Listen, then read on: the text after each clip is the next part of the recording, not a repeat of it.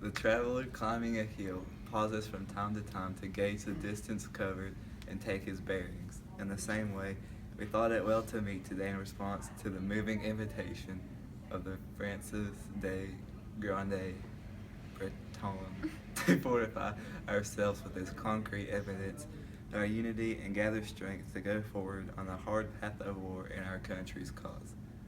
This will be easy because, despite the tumult of war, we now realize more clearly than ever what we are and what we are fighting for. We are confident that the path we have chosen is the best for France. What are we? The answer is simple. 17 months ago, all but one day, the question arose and was answered. We are Frenchmen drawn from every walk of life and from every party who have decided to join forces and fight for our country. Each one of us has taken the step of his own free will, acting quite simply and without any mental reservations. It would, I think, be unfitting to dwell here on the sacrifices and sufferings this has meant for all. Each one of us alone knows in his secret heart what it has cost him, but it is from our self-denial, just as much as from our unity, that we draw our strength. From these embers has leapt a steady flame, burning brighter and brighter day by day. It is a flame that burns in the spirit of France, a flame that tempers our strength. We have obeyed the call of France in the hour of disaster and despair, when crashing down the question which had to be answered was whether our great and noble country, delivered to the enemy by an act of the blackest treachery in all history, would find among her sons men bold enough to raise her standards from the dust.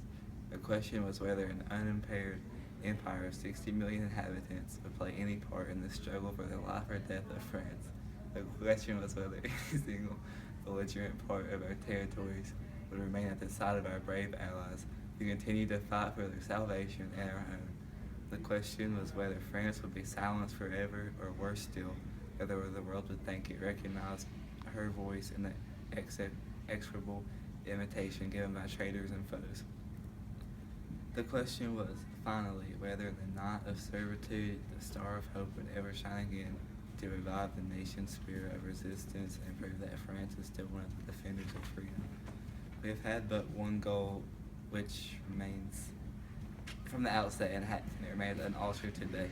Towards that goal we have marched unhesitatingly. We have never faltered. I think the world will marvel when it learns the poverty of our means. We were in no way organized. We had neither troops nor officers, no arms, no planes, no ships, no administration, no budget, no hierarchy, no regulations. Very few people in France knew anything about us. And to foreigners, we were just likable daredevils without a past and without a future. And yet, not a single day has passed without an increase in our strength. You all know how difficult and sometimes cruel were the various stages of our forward march. You all realize the material and moral obstacles we had to overcome. You all know the importance of the French territories, the degree of military strength, and the weight of influence we managed to bring back into the war solely to serve our country. We were a mere sprinkling of men.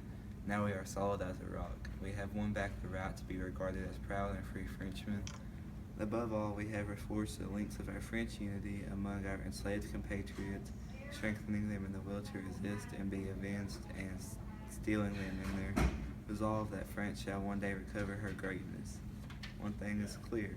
France, despite the fact that she was stunned by a military defeat which her leaders deserved, but she herself did not, despite her confusion of spirit when betrayed by the men she regarded as symbols of honor, despite the pressure brought to bear on her by the enemy, sometimes in the form of unspeakable outrages and sometimes in the guise of honeyed officers of alleviation and collaboration, despite the persecutions and spying of an abject regime, and merciless attempts to corrupt the minds of the people by one-sided propaganda. One thing, I repeat, is clear.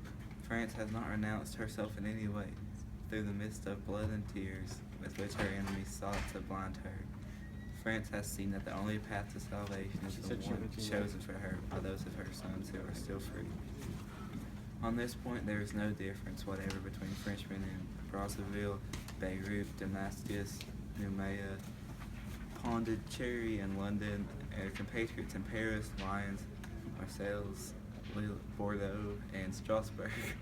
For from a handful of wretches and a room full of scoundrels, who through panic, folly, or greed gambled on a French defeat and provisionally holds slave by trickery, imprisonment, and famine. The nation has never before shown such unanimity, literally true, that every Frenchman today lives only for the liberation of his country, and it is equally true that for 40 million Frenchmen, the very idea of victory is inseparable from that of a free French victory. It is easy to understand that as we become a tangible and growing reality, and above all, as the secret loyalty of France to our cause grew increasingly apparent, many people, both at home and abroad, became anxious to know what manner of men the free French were, and what were their aims. However hard and long the war may be, it must result in some kind of national and international order. It is therefore only natural that people should wonder what attitude will be adopted in this respect by the great new force which is known as Free France, until such time as it is merged by victory with France herself. It is true that to the question, what are the aims of Free France, people entirely unconnected with the movement often hasten to provide the answer. The most contradictory mentions have been ascribed to us, both by the enemy and by the kind of friends who, doubtless from an excess of zeal, cannot refrain from voicing suspicion concerning our 10 tendencies. One of the few diversions that come my way in the course of my work is that sometimes compare these various statements. It is amusing to see that the Free French are accused on the same day, even at the same hour, of fascist tendencies, of paving the way for the restoration of a constitutional monarchy, of working for the re-establishment of the parliamentary republic, or planning to reinstate the pre-war politicians, especially those who are of Jewish faith or are pledged to Freemasonry, or else of being resolved on the triumph of communist doctrines. And as our regard our foreign policy, we hear the same voices declare, as the case may be, that